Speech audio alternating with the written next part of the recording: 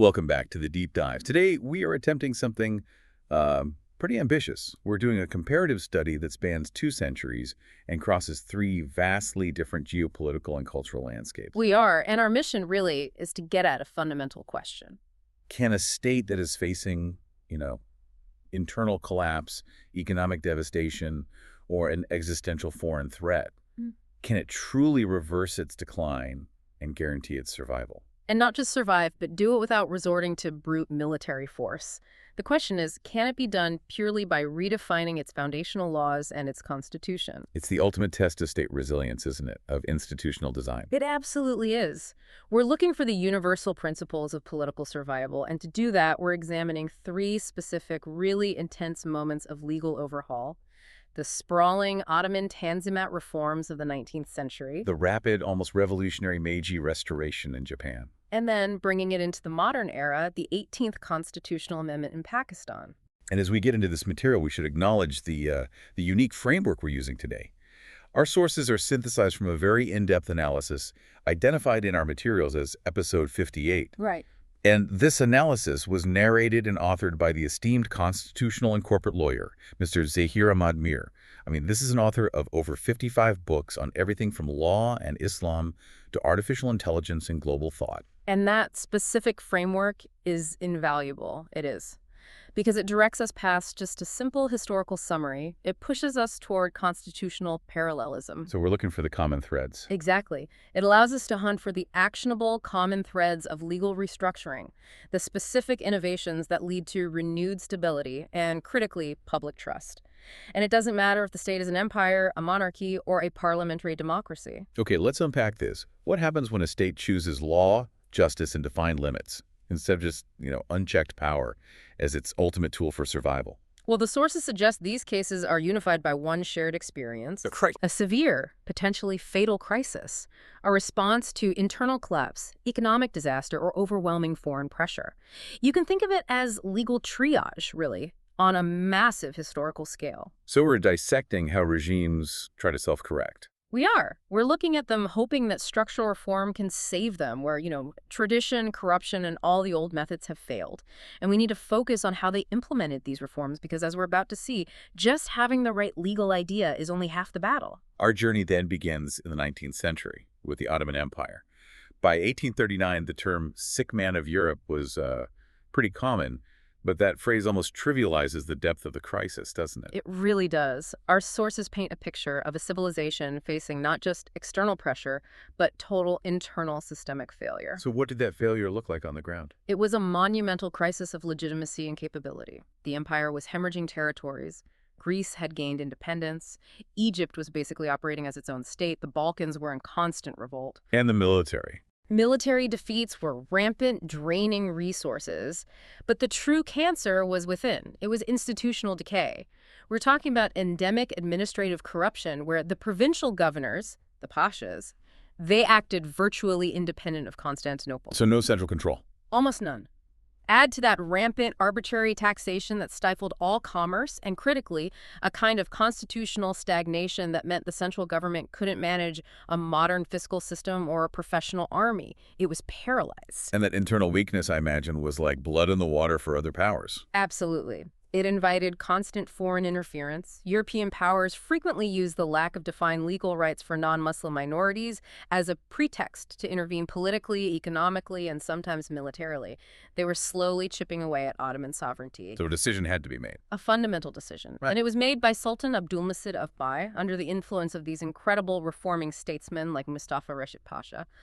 They recognized the state couldn't be saved by tradition or renewed conquest. It had to be saved by a revolutionary shift in governance. Precisely. They initiated the Tanzimat, the reorganization, which our source rightly identifies as the most ambitious constitutional and legal reform program ever launched in the Muslim world up to that time. That decision itself is a huge statement. It's an admission that institutional renewal was the only path left. It was. And the Tanzimat spanned nearly 40 years, built on these foundational legal documents that explicitly sought to bind the actions of the state and even the Sultan himself. Okay, let's talk about those documents. What were they? Well, the first cornerstone was the Hadith Sharif of Gulhan in 1839. This proclamation was, for an autocratic regime, radical. How so? It declared that all subjects, Muslim and non-Muslim alike, were entitled to security of life, honor, and property. The property part sounds huge. It was massive. Traditionally, the Sultan had the power of confiscation. He could arbitrarily seize the wealth or property of any official or wealthy subject at any time. So by guaranteeing property rights, they weren't just being nice. This was an economic move. They were trying to restart the economy, encourage investment that wouldn't just be seized by a corrupt official or the state treasury. Exactly. It was an economic stabilization tool masquerading as a civil rights document. It signaled to domestic merchants and, just as importantly, foreign investors that the arbitrary hand of the state would now be restrained by law. And that was followed by a second decree. Yes, the Hati Humayun in 1856, which came right after the Crimean War. It essentially confirmed all these principles and went further, guaranteeing equal rights for non-Muslims in very specific areas like military service and education. Which, again, seems aimed at that problem of foreign interference. They were addressing the minority question head on. They were trying to. The goal was to bring the non-Muslim population, who were previously governed largely under their own separate legal system, the millet system, fully under the state's protection as equal citizens. A delicate maneuver, I'd imagine. Very delicate. The millet system had allowed religious communities to govern themselves, but by 1856, this decentralization had become a vulnerability. The Tanzimat reformers wanted to enforce universal Ottoman citizenship under state law, while still, trying to respect the cultural integrity of the millets. So what else did they introduce? Revolutionary ideas. The abolition of arbitrary taxation, for one, and the establishment of a professional, merit-based bureaucracy to actually implement all these complex changes. The last point about the bureaucracy seems vital. You can write the best laws in the world, but if the people enforcing them are corrupt or incompetent. It's just ink on paper. They knew that. They realized they needed capable administrators trained in modern legal and fiscal practices. So they established training academies, they modernized the education system, and they attempted to professionalize the entire state apparatus. A move away from a patronage system where personal favor ruled. To a system governed by institutional rules and merit. It was a seismic shift in thinking. Here's where it gets really interesting and practical for me. The actual application of this rule of law shift through the Ottoman Criminal Code of 1858. Our sources highlight this as a crucial turning point. Why this specific code? Because before 1858, criminal justice was fragmented. It was a mess. It was handled by the Qadi, the religious judge, and it was often based on local custom, various interpretations of Sharia, and a ton of regional discretion. So justice in one province could look completely different from another. Completely. The 1858 Criminal Code was the empire's first modern, unified penal law designed to apply uniformly across all provinces for all subjects. And how did they manage that incredibly complex task of blending Islamic jurisprudence with a modern penal code, which was often derived from European models? It was a massive intellectual and political undertaking. They weren't replacing Sharia entirely. They were systematizing the penal aspects. They borrowed heavily from French codes regarding procedure and the definition of crimes, while trying to remain, let's say, congruent with broader Islamic juristic principles. So the key innovation wasn't just defining the crimes. No. The key innovation was the introduction of formal due process and, crucially, the right to appeal. Appeals and due process. That's the hallmark of rule of law. It means a decision made by a provincial governor or even a local judge wasn't final anymore. It was subject to review by a higher, centrally controlled court system. Precisely. This centralized authority and created accountability. The code replaced arbitrary local rule with defined law and mandatory judicial procedures. The overarching purpose, as the analysis states, was explicit. Save the state through justice, equality, and constitutional restructuring. To reestablish legitimacy. Exactly. With its own diverse populace and, critically, with the foreign powers who are always pointing to its lack of legal coherence. So given the scale of the crisis and the ambition of these reforms, what was the ultimate outcome? Did the Tanzimat actually succeed? The outcome was, well, it was mixed, but profoundly important. It did not save the empire from its ultimate demise in World War I. Oh. But it absolutely slowed the decline for several decades. It centralized state authority, it expanded civil liberties, and it provided unprecedented legal protection for minorities. It created a legal language and an expectation of governance that was irreversible. The internal resistance must have been ferocious, though. It was, and that was the fatal weakness. The reform efforts were constantly undermined by three groups: Conservative religious scholars who were suspicious of adopting European legal structures, Of course. entrenched local elites, and the pashas, who benefited immensely from the old arbitrary taxation and patronage systems. You weren't going to give up their power easily. Not at all. And finally, there was just the sheer inability of the new, nascent professional bureaucracy to consistently implement centralized law across these vast, diverse, and often hostile territories. So the vision was there, the constitutional framework was on paper, but the institutional discipline was weak. That's the perfect way to put it. Implementation was sporadic. Istanbul had the vision, but local officials often just reverted to the old ways, viewing the reforms as suggestions, not mandates. And yet, despite all those setbacks, it did lead somewhere. It did. The Tanzimat's legal foundation directly paved the way for the Ottoman Constitution of 1876. This was a massive landmark, the first major written constitution in the Muslim world, establishing a parliament. Even though it was quickly suspended. Yes, it was suspended by the Sultan, but the idea of constitutionalism, the seed, was permanently injected into the political bloodstream of the region. So the key lesson from this long, arduous process: a declining state tried to revive itself through the rule of law, recognizing that sheer force could no longer sustain it. But the attempt was sabotaged by a failure of institutional discipline. Which sets the perfect stage for our next comparison. Exactly. If the Ottoman experience was a decades-long struggle of internal resistance and inconsistent implementation, the Meiji Restoration in Japan offers us the counterexample, a rapid, highly successful, almost surgical transformation. Japan faced very similar existential threats, but achieved vastly different outcomes. What was the nature of their crisis? Japan's crisis was triggered almost violently. For centuries, they had been isolated under the Tokugawa shogunate. When Commodore Perry's black ships forced them to open their ports in the 1850s, the realization that they were militarily and technologically obsolete compared to the West was immediate and shocking. So they also had a weak military, deep internal divisions, and escalating foreign pressure. All of the above. But their response, starting in 1868 with the Meiji Restoration, wasn't about slow adaptation.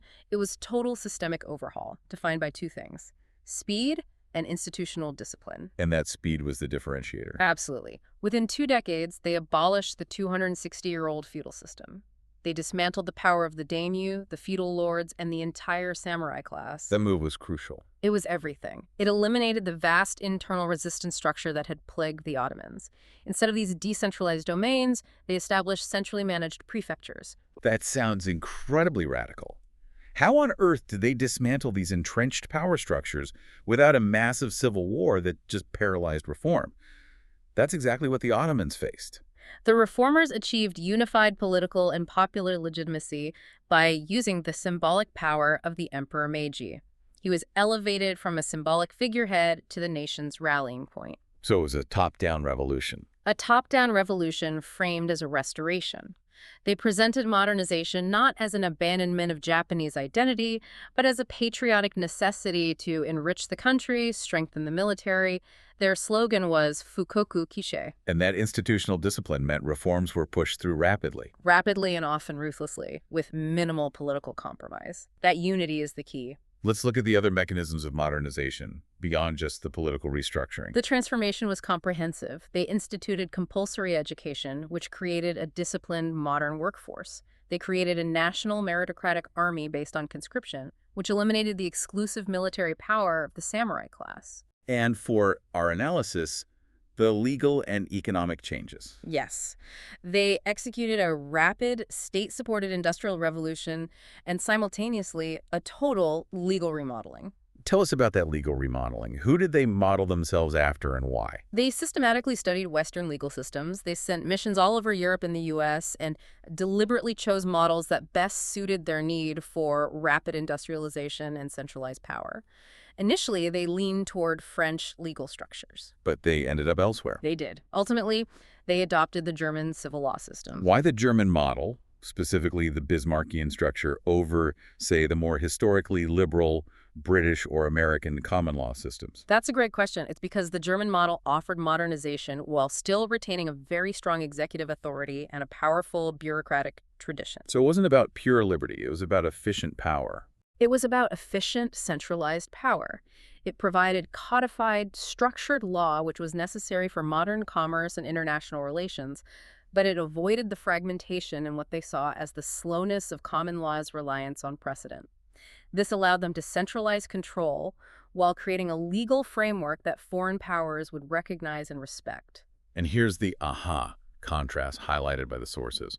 Japan achieves this sweeping, radical modernization, creates a modern nation-state, and transforms into a global power in just a few decades. And they do it all while strategically maintaining cultural continuity through the symbolic role of the emperor. Right. While the Tanzimat took 40 years just to achieve a temporary constitution and ultimately failed to prevent the empire's collapse, the divergence in success is just monumental. Let's use the sources comparison table to really dissect this difference in execution, not just intention. Okay. So the Ottoman goal was reactive saving an already declining empire. The Meiji goal was proactive resisting colonization and becoming a peer on the world stage. And both instituted rule of law and modern legal codes. Both ended up with constitutional monarchies in 1876 and 1889, respectively. But the difference lies entirely in the success factor. The Ottoman effort is labeled mixed success due to internal resistance, whereas Meiji is rapid success due to unified leadership. I have to push back a little here, though. Isn't calling the Meiji Restoration a complete success a bit too simplistic? Go on. I mean, while it prevented colonization and achieved industrialization, the disciplined, centralized system they built directly enabled the rapid rise of expansionist military state. That led to devastating wars in the 20th century. So were the legal reforms merely a tool for power projection, rather than a guarantee of internal justice. That raises a crucial, complex point, and you're right. From the perspective of state survival, which was their #1 constitutional mission in 1868, it was a success. They achieved parity with the West, and they protected their sovereignty. But there was a flaw in the design. A major flaw. The 1889 Meiji Constitution enshrined the emperor as sacred and, critically, granted the military high autonomy from the civilian cabinet. That allowed for a terrible institutional distortion later on. But, and this is key for our analysis of initial revival, they mastered the one component the Ottomans failed at. Institutional discipline. Institutional discipline. The constitutional vision, the good laws on paper, has to meet the institutional discipline, which is the capacity and political will to enforce those laws uniformly. And what's fascinating here, according to the sources, is that this distinction is paramount. The Tanzimat struggled because every single reform had to be negotiated against entrenched local power, religious suspicion, and just sheer geographic distance. Whereas the Meiji leadership enforced that discipline rapidly by eliminating the internal centers of power, the feudal domains, and centralizing administration immediately. Their legal structure quickly became the operational reality of the entire nation, not just an idea in the capital. So that disciplined approach meant the new legal framework wasn't just a paper promise.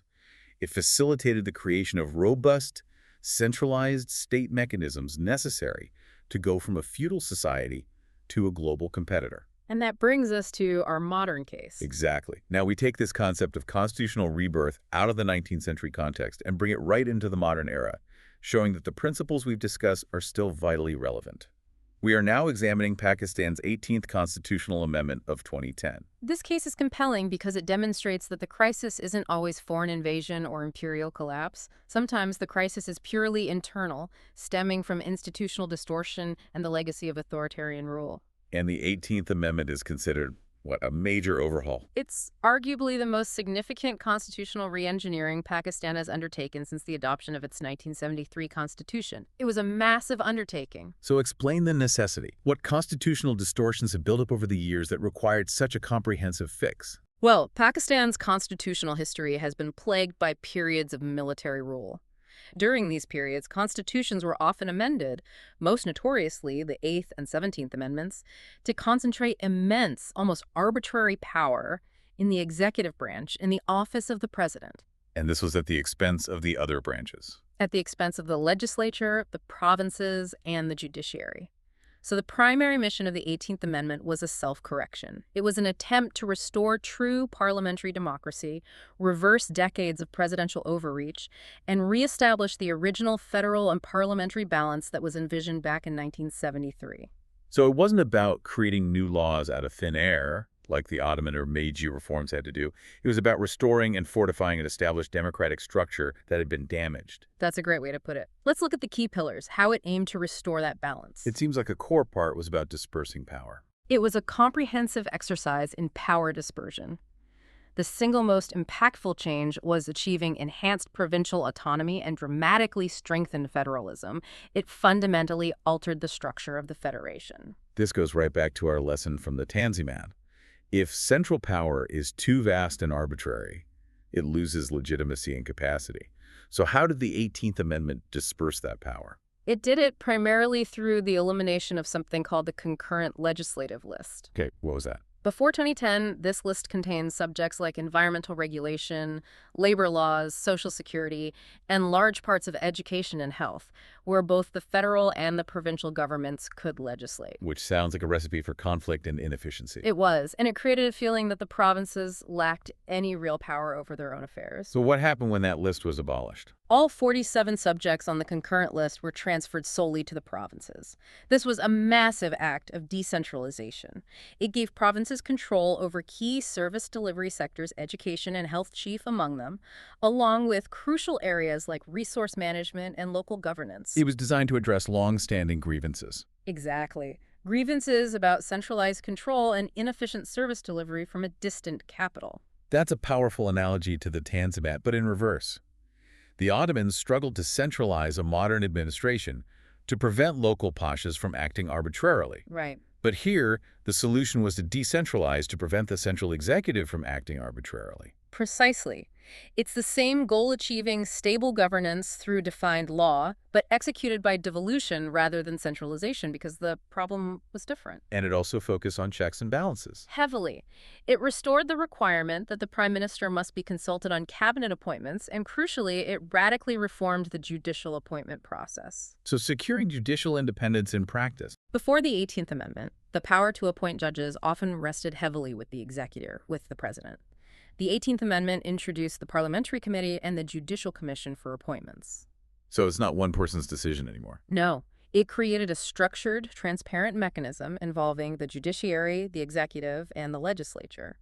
It dramatically reduced the ability of any single branch, particularly the executive, to exercise political control over the courts.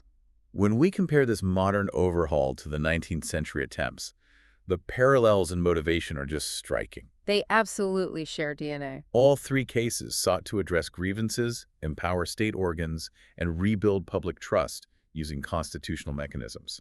Just as the Tanzimat sought to restore justice through legal codification to save the state, and the Meiji reformers sought unity to resist foreign domination, the 18th Amendment sought to restore constitutional balance to save the democracy from internal institutional erosion. And the success factor here, according to our sources, relies on that same principle of unity we saw in Meiji Japan, but applied in a modern democratic context. Yes. The amendment was successful because of extraordinary broad political consensus. Despite deep polarization on almost every other issue you can imagine, all the major political parties agreed that the constitutional foundation had been so distorted that it required a unified response. And that consensus prevented the kind of paralyzing internal resistance that fatally wounded the Tanzimat effort. It did. It was a massive institutional achievement, and that's why it earned its moniker as Pakistan's modern constitutional revival. It really demonstrates that even in a chaotic modern political environment, if the constitutional vision is clear to disperse and balance power to increase justice, the political will can materialize, allowing the state to self-correct. And that voluntary relinquishing of concentrated power is the true sign of constitutional maturity and resilience. By devolving power, the central state actually gained long-term credibility and stability. So we've observed three profoundly different historical moments: a vast, declining empire struggling with institutional decay, an isolated island nation seeking rapid, disciplined modernization, and a modern democracy fighting internal institutional distortion. Let's synthesize these insights. What are the universal principles of state revival that we can draw from this deep dive? Well, the comparison really reveals the shared goal across time and culture. The Ottomans sought state survival through law. Meiji Japan sought sovereignty through codified power. and Pakistan sought legitimacy through constitutional balance.